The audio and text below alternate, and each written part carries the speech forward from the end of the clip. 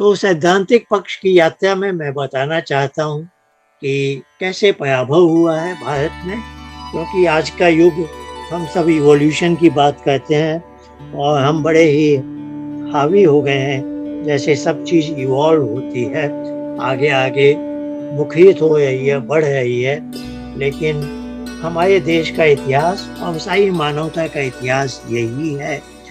पश्चिम जगत में कहते हैं आदि मानव शिकार करता था पशु पक्षी को, हिंसक पशुओं को देखकर उसने भी शिकार करना सीखा और उसको हंटर गैदरर बोलते। पर हम लोग ऐसा नहीं मानते।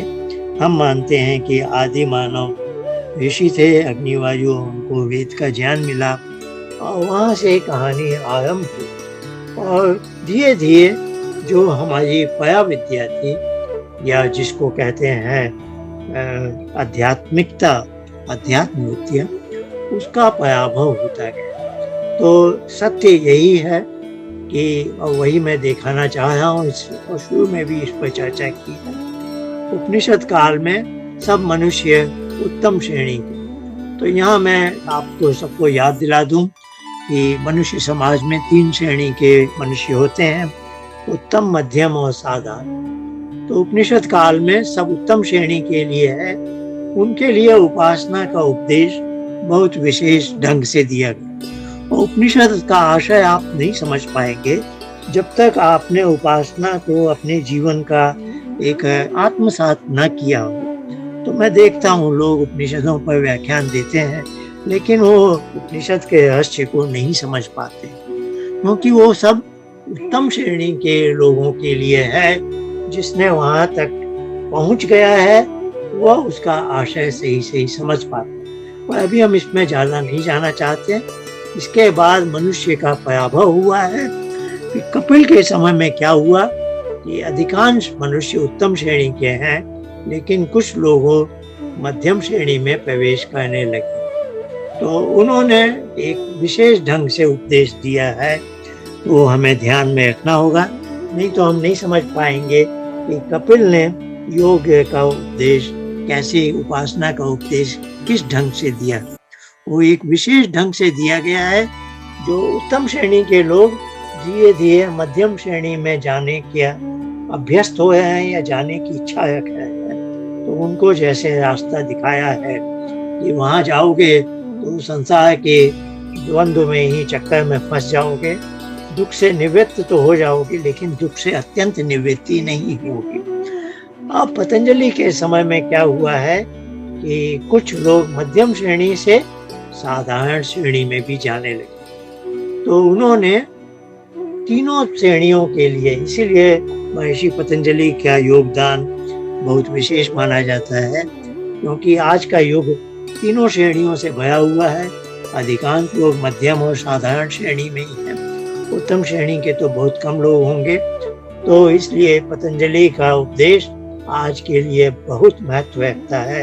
इसको सही ढंग से समझना बहुत आवश्यक है। और मैंने बताया अभी, महर्षि दयानंद ने 1-2 स्थल पर भगवान पतंजलि कह के उनको लिखा है। तो उन्होंने 3 तरह का उपदेश दिया। योग किया, योग अष्टांग योग, और उनकी भाषा में कहे तो उत्तम श्रेणी के लोग में क्लेश है, लेकिन तनु मात्र, और ये मध्यम श्रेणी के बढ़ गए हैं तो क्लेश कुछ मात्रा बढ़ चुकी है, वह तनु नहीं।